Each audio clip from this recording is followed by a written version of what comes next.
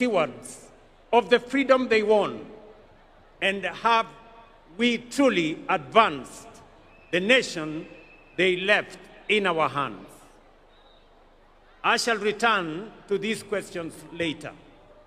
But first, today we gather not just to mark a date on the calendar, but to honor a legacy written in sacrifice, courage, and unbreakable resolve. A legacy forged by men and women who stared imperial power in the face and declared with unshakable conviction that Kenya would be free. Their struggle planted our republic on the firm foundation of liberty, unity, and democracy. They gave us more than a flag. They gave us a future. 62 years ago, the brave architects of our nation placed in our hands the priceless gift of political independence. On this very day, 62 years ago, our forefathers lowered the Union Jack and raised the flag of our nation. But that victory was not given easily.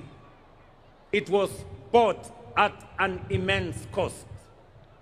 The road to our nationhood was carved by the unbreakable spirit of our freedom fighters, men and women who refused to bow to the humiliation of colonial rule.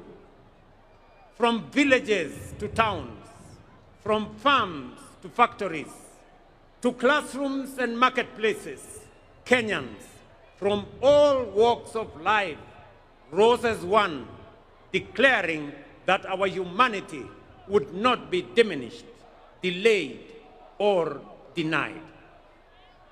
And when brute force was unleashed against them, their determination outlasted it. Thousands paid the ultimate price. Many more were detained. Whole communities were uprooted. Punishment, pain, exile, and prison became the tools of repression. But what no empire could crush was their determination, resolve, and the unity of purpose. Across ethnicities, across regions, across class and creed, they became a force history itself could neither silence nor stop. Their sacrifice opened the path to self-rule. Their courage delivered the independence we celebrate today. And it is upon their shoulders that our republic stands strong. The architects of our nation overcame the trials of their time. While our challenges are different, their lesson is eternal. They rose to the dictates of their moment.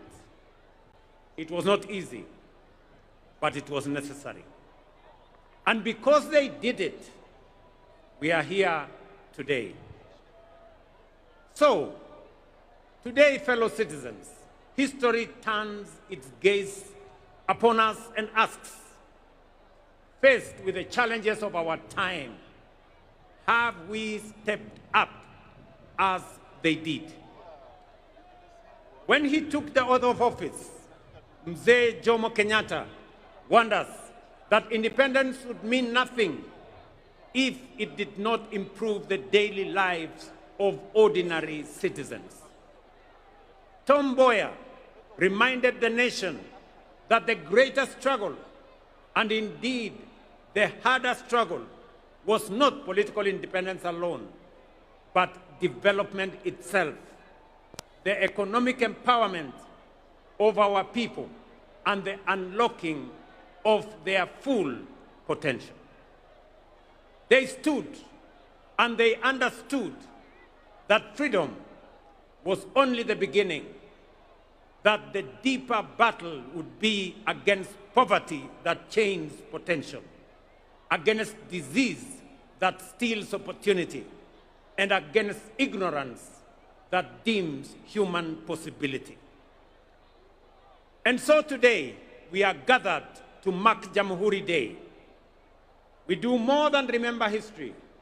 We honor the architects of our nation for giving us the first great watershed period in our nation building, political independence. Just as the first generation rejected colonial domination and set out to confront the new enemies of poverty, disease, and ignorance in all their forms, they discovered that independence did not amount to freedom in its full and fullest sense. Along independent Kenya's history, power became centralized, dissent was silenced, competition was crushed, fear replaced hope. Once again, however, Kenyans rose, and from their struggle emerged the agitation for democracy, human rights, and the rule of law. In the darkest days when it was dangerous to speak, brave Kenyans spoke. When it was illegal to organize, courageous Kenyans organized. Students, clergy, lawyers, journalists, workers, and politicians stood firm against detention, against torture, against exile, and even death, so that Kenya could break and breathe again. This generation of courage produced towering figures whose sacrifice expanded the democratic space we enjoy today. Foremost among them was the late Right Honorable Raila Amolo Odinga, a stalwart of our country's democratic journey, who left us just under 2 months ago. Raila devoted his life to the pursuit of freedom, justice, and peaceful coexistence. His courage, resilience, and unwavering belief in the power of the people shaped defining chapters of our national story and inspired generations to believe that change is possible. I now respectfully urge all of us to join me in observing a 1 minute of silence in honor and remembrance of the Honorable Raila Amolo Odinga and honor his sacrifice, service, and enduring legacy.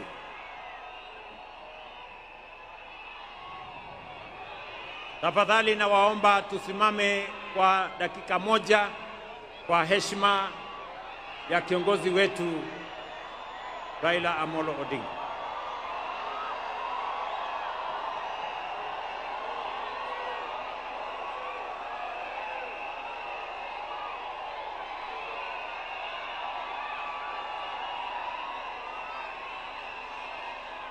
Asanteni sana.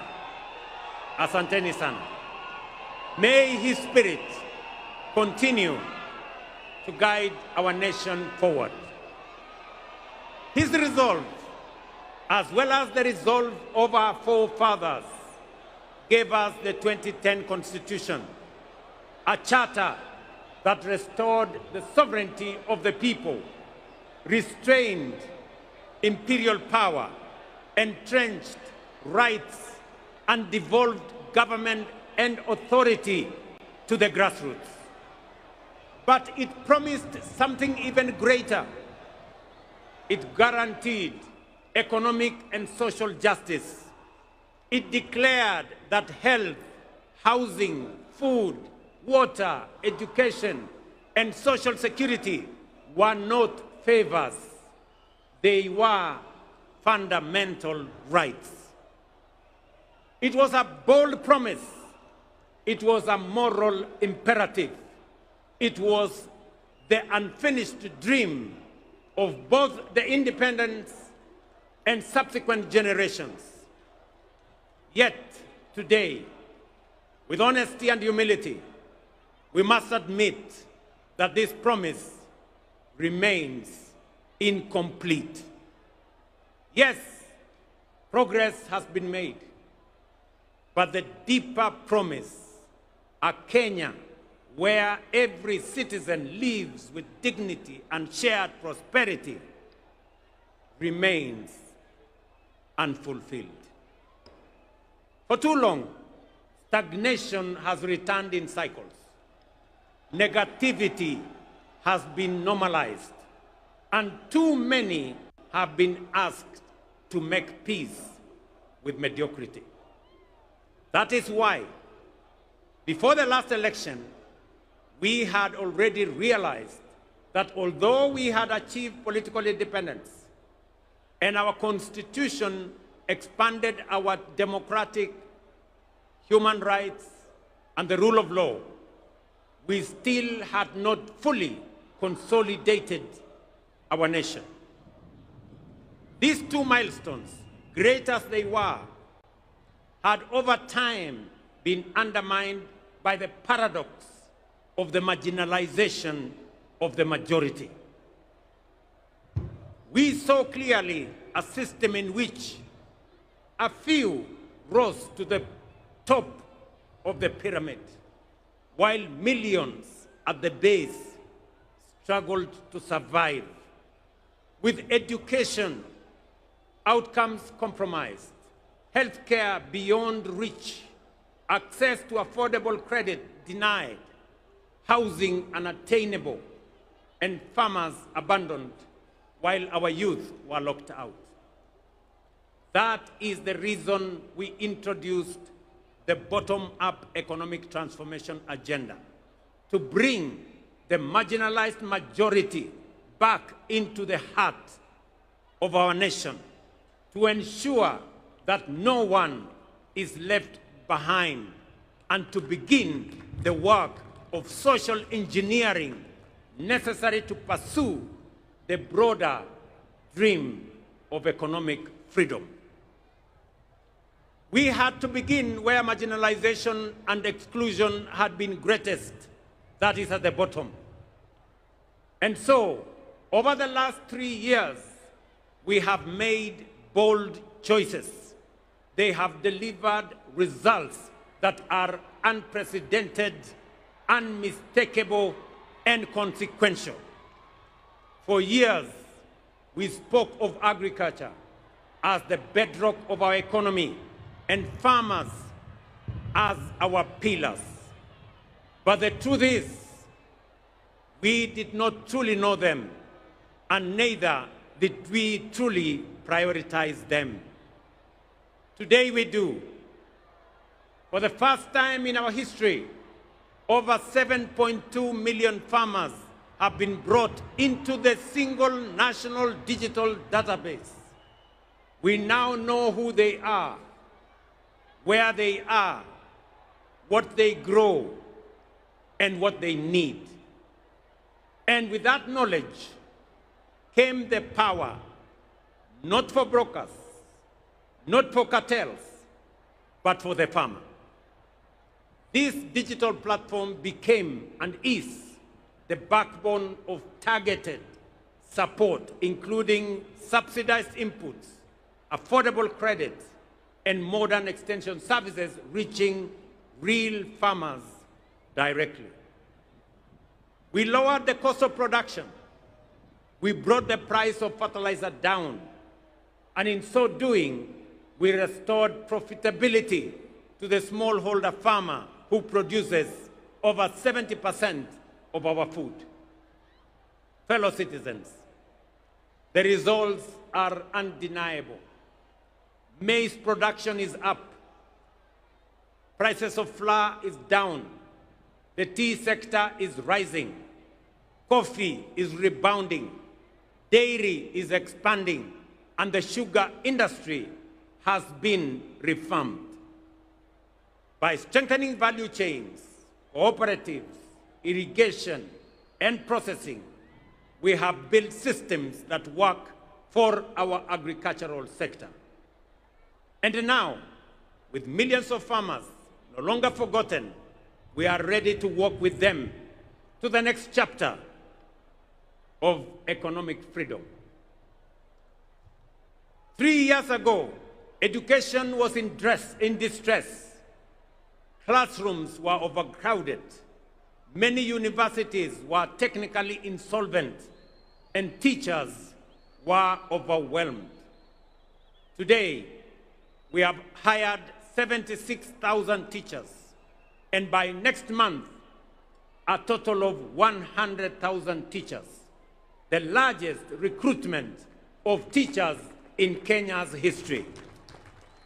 We have built 23,000 new classrooms, and 1,600 laboratories are under construction across the nation. Importantly, through the student-centered funding model, we placed the learner at the heart of our reforms. For the first time in our history, scholarships and loans now follow need and merit, ensuring that every deserving student has a chance and a just and equal opportunity to pursue their dreams. Nearly 500,000 students have already benefited from this funding model. Students who, under previous systems, would have been excluded by policies that failed to recognize them. This reform has lifted the financial burden from families and enabled students to choose courses that align with their talents, with their aspirations, and with the needs of our nation. Our healthcare, we have another irrevocable decision that no Kenyan should be too poor to live. For decades, universal healthcare was spoken of, but in our time, it is being actualized. We engaged 110,000 community health promoters who are now reaching millions who were once excluded, forgotten, and without access to health care.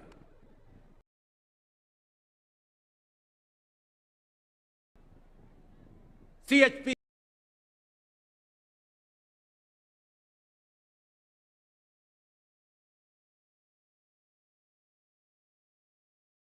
have already patients to track healthcare delivery in real time. Today, over 28 million Kenyans are registered under the Social Health Authority, up from 8 million under the old system. That means 19 million Kenyans who were once forgotten are now in the healthcare equation. Among them are 2.3 million vulnerable Kenyans, orphans, widows, and the elderly, whose health care is now fully paid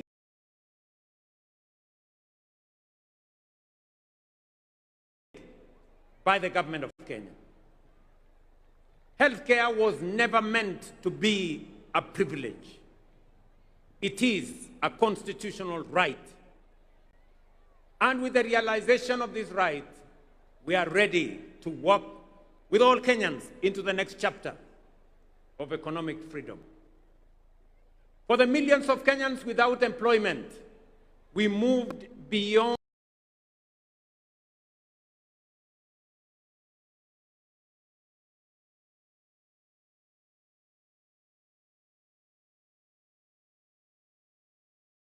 diagnosing the job crisis, never delivered.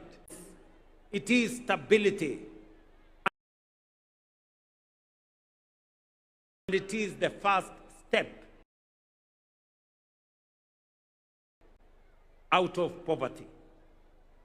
In just 3 years, through our housing program, over 240,000 affordable homes, hostels for 180,000 students, 30,000 institutional housing for our military, police, and prison officers, and over 400 new markets for our traders are under construction across all our 47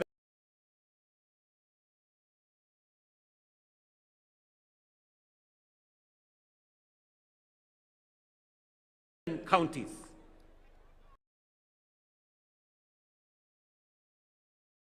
This, ladies and gentlemen, is the largest public infrastructure and enterprise opportunities across 300 active sites, from artisans to technicians to engineers and architects, shaping a new skyline in Kenya.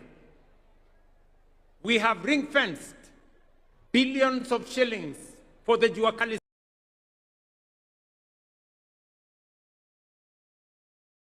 sector, fully integrating their long-neglected engine of craftsmanship into the national construction value chain. Today, Juakali artisans supply doors, windows, fittings, furniture, and fabricated material to projects in our affordable housing program across Kenya. In the digital and creative economy, we have trained 2 million Kenyans in digital skills, and nearly 300,000 are already earning income. Through the Kazi Maju program, nearly 500,000 Kenyans have secured well-paying job opportunities abroad in the last 3 years. We have also launched the Kenya shillings 20 billion Nyota program to support 820,000 young people with training, with mentorship, certification, and business capital. The first phase is complete, with 12,500 beneficiaries already receiving their first business support, and the national program is now being rolled out across the country. Together, these actions reflect one clear national purpose: to open doors of opportunity for our youth, equip them to succeed, and empower Kenya's greatest strength, our young people, to lead us towards prosperity and economic sovereignty. As more students live in decent accommodation, as more traders conduct their business in dignified settings, and as more public servants get access to housing, we are fulfilling our constitutional mandate. And with that foundation secured, we are ready to walk with all our people into the next chapter of economic freedom.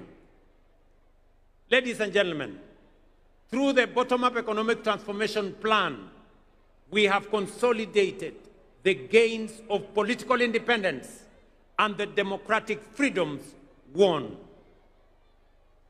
Through deliberate social engineering, we have built systems that ensure no Kenyan is left behind.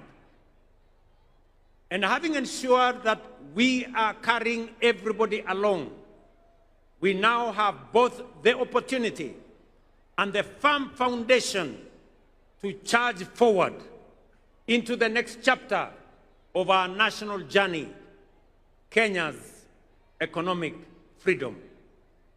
With the measures we have put in place to restore dignity, inclusion, and opportunity, we must now press on. It is time to step up from the bottom up, charging forward full steam to economic freedom and take Kenya to a first world economy. Before we accelerated this ambitious agenda, we took the difficult but necessary steps to stabilize our economy